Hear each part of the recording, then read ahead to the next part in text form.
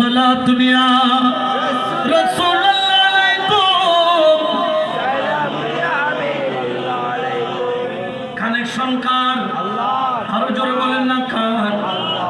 আমার আল্লাহ এমন কানেকশন দান করেছে গৌসে পাক